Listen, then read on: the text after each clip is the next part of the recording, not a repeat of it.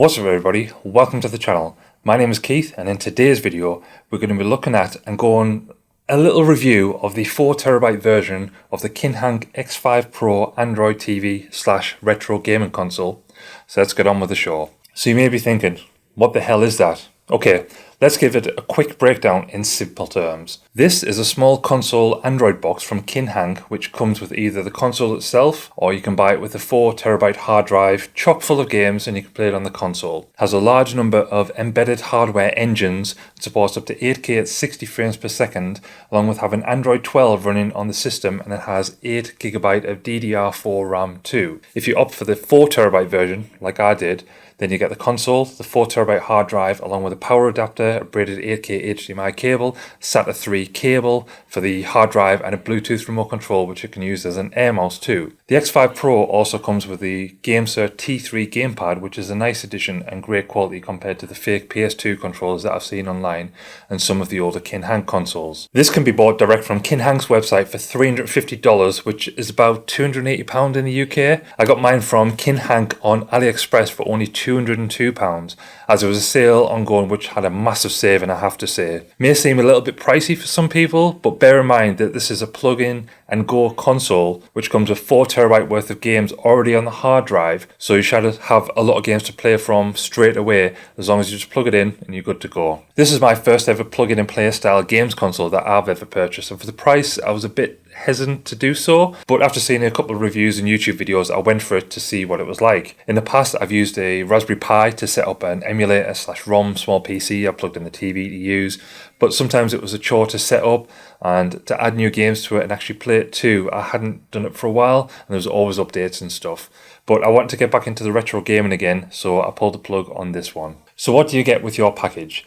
You'll get the box with the console inside of there, instructions and a polystyrene box which has the hard drive in. You also get the controller in a box, and as I'm in the UK it came with an all-in-one international adapter. So right off the bat you may have noticed the 4TB hard drive connected to the device using the SATA cable on the side of the console, and it's just there. I would have loved to have some sort of extra compartment, even if it made the console larger, as it doesn't look the best, I don't think. I think I may look into getting a dock for this and connecting it to see how that looks and see if it's any cleaner when using it, just rather than having the cable running between the two. That was the only thing which was off-putting for me getting this originally, but I did bite the bullet and I can sort of get away with that negative. So let's jump over to Past Me, where I unbox the system and set it all up.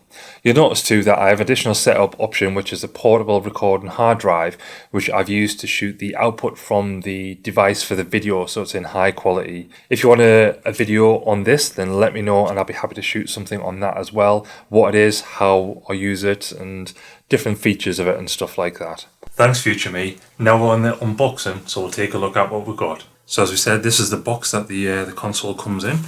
So we'll take this off, and you have the user manual there. You have the Kinhank box, which is there.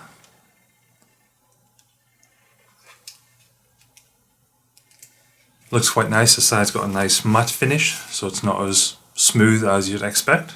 And then in the rest of the box we have the other stuff here.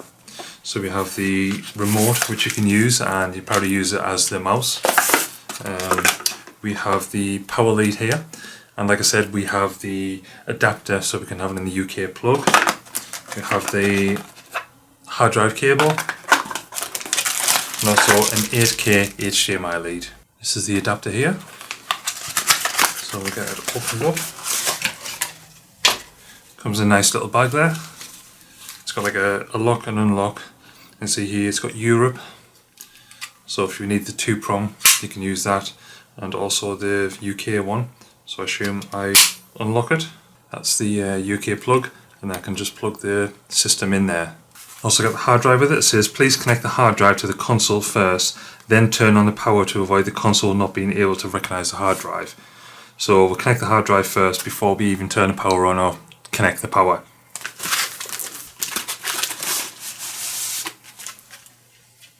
So there we go, there's the 4TB hard drive that we got with it. And last but not least, we've got the controller. And on the thing it says Before starting the game, please set the correct mode for the controller. At the same time, press Home and X for PC, Xbox 360 mode. At the same time, press Home and A for Android mode. Please play in Android mode. So before we start the game and use this on the console, we'll have to press Home A for Android. So this is the controller here. This is the GameSir controller that you got with it, and I've heard really good reviews online about it, so I'm looking forward to getting this out and having a use and see what it's like.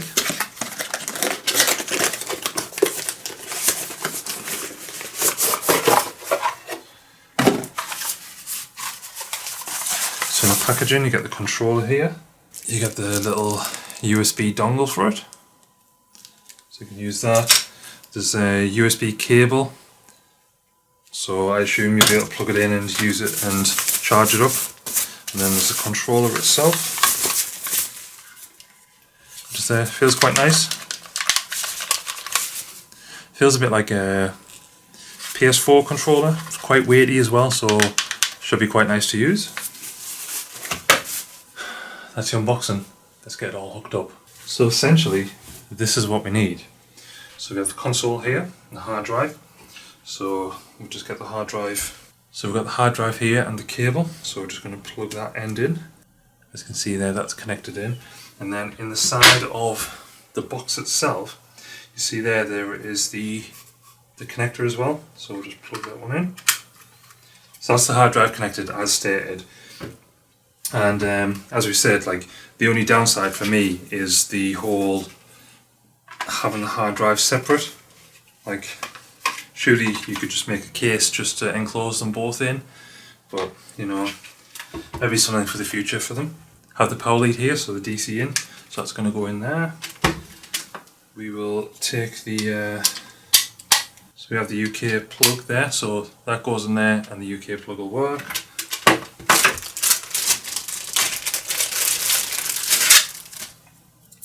Have the HDMI lead, but for this instance when we're doing it, I'm just going to plug it into the this clear click here, just so we can see.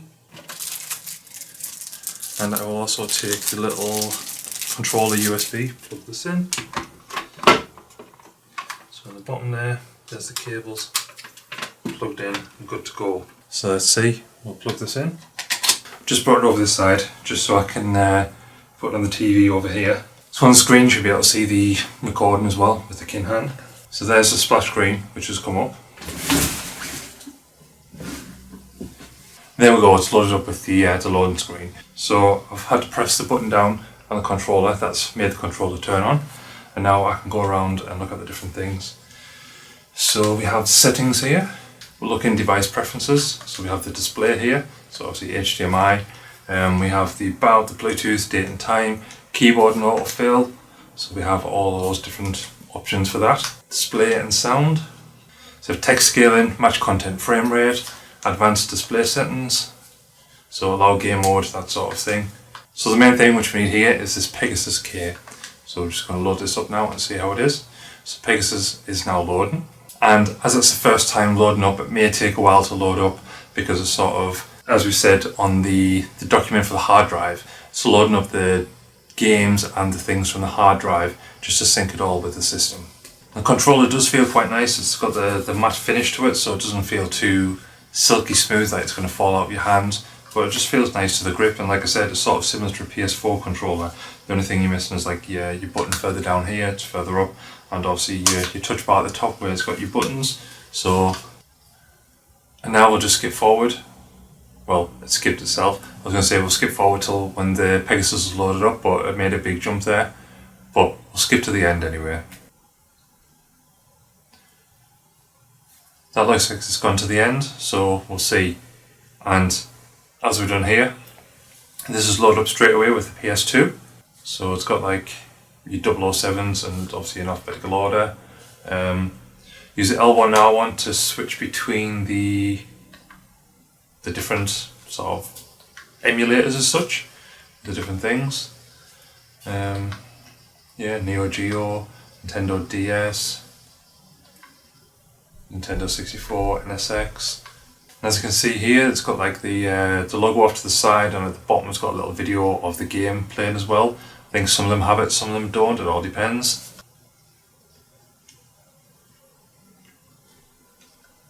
So there's loads of games on, and like this one here I've noticed is a duplicate, so Chessmaster, it's on twice. We'll go down like these ones, look, no, that's number 4, it's a different one.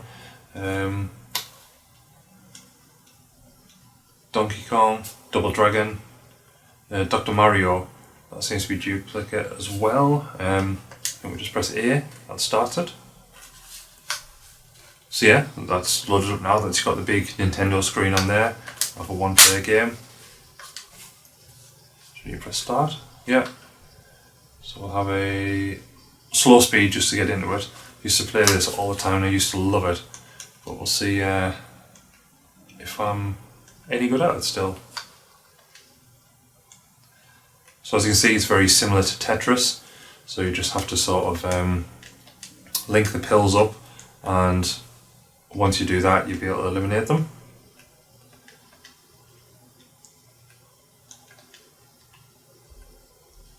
So like so. Do another one, that's there 4. That gets rid of them, goes down, does the next one, blah blah. You continue like that. Then if I press the middle button, maybe? Nope, middle button does nothing. Turbo does nothing. Start. You press start and select. Yeah, so press start and select twice, and that goes back to the main screen. If you press start, it brings up the side button for your settings and your help. So we're going to settings. So we've got British English, so I'll change that to that. You've got the theme, Kinhank or Pegasus Grid. You've got the change the controls here, change the gamepad layout. You got game directories, Game Boy, Game Boy Advance. Capcom, there's another duplicate there, Kings of the Round, but then this is Worlds 911127, I don't know what the difference is.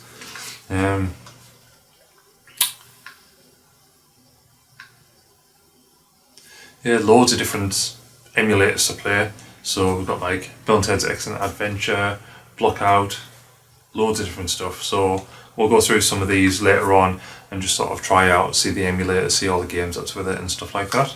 So then again, you can exit Pegasus and go onto this, and it was saying in here you have all the different apps, so you can have your Disney Plus, your Chrome and stuff like that, have your Chick. You got your RetroArch, so you can go in there, and that's another sort of different thing that you can use as well. So when you go in your settings here, you have some advanced settings, and if you go in here, you've got a default launcher. So instead of the MS launcher, which loads up the Android system, which we've seen here, you can set this to Pegasus K, so that'll load up Pegasus straight away for you. So if you want to just plug it in, get right into it, then that's good for that. There's quite a lot of interesting games as well, like the Anna Kournikova tennis and stuff like that, Apocalypse. And then there's like Arc the Legend, Arcade Party Pack, 3D Pool. I used to love 3D Pool, I used to love playing that. So that's a quick look at it, and we'll head back to future me to talk about it. Once this is all set up and switched on, the main interface that the system has is fairly simple.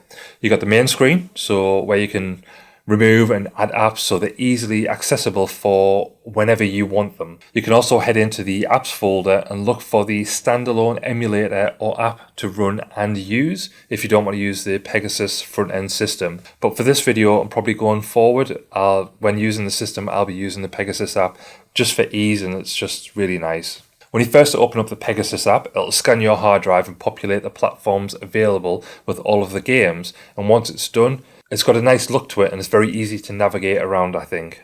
You'll be able to see along the top of the screen that you have all of the platforms, and under each one, when you select one, you'll have all of the games there which have the box art, and some of the games have videos too. Each platform also shows a number count of how many video games are under each platform. As I went for the 4TB version, there's a whole bunch of games, and when looking through, there's loads of games that I know that I love and just can't wait to play again. And there's also loads that I've never even heard of before, so we'll see how many of those I actually go through and play. And from what I can see, there's not too many duplicates going through all of the collection either, which is always a bonus. I've gone through and changed some personalized settings on the console for things such as viewing games in widescreen format rather than the original format of a square or 3x4 or whatever for certain consoles and games, but that's down to personal preferences, as some people may love the nostalgia format and keep it at that. For the games that I've tried and used, they seem to run fine and don't have any glitching or frames dropping, but I have heard that the GameCube and Wii stuff has that, but I've not played those games yet. I do love the controller too. It feels nice in the hands and really nice to use for playing games, so that's a bonus too. The system overall is a very capable retro gaming device, and I can see myself using this quite a lot just to chill and relax with, and I can't wait to shoot more content with the console and take on some game challenges too. The biggest downfall for me personally is the hard drive and how it's just sat there on top of the console. It just looks messy and not as presentable as I'd like to have hoped with it. But like I said, I might look into getting a dock to host it and seeing how that looks and performs. I think it's a fantastic little box though, and would recommend that to people. The price may seem a lot, but for having a device which is already set up, ready, just to plug in and play, and also having all of the games on the hard drive, so you don't need to source these, add them into folder structures, etc. It just makes things super easy and super accessible for anyone wanting to play some retro games. Hope you enjoyed the video, and if there's anything that I've missed out or you want covered or shown in a future video, then please leave a comment below to let me know, and I'll try my best to shoot that content for you. And until next time, see ya.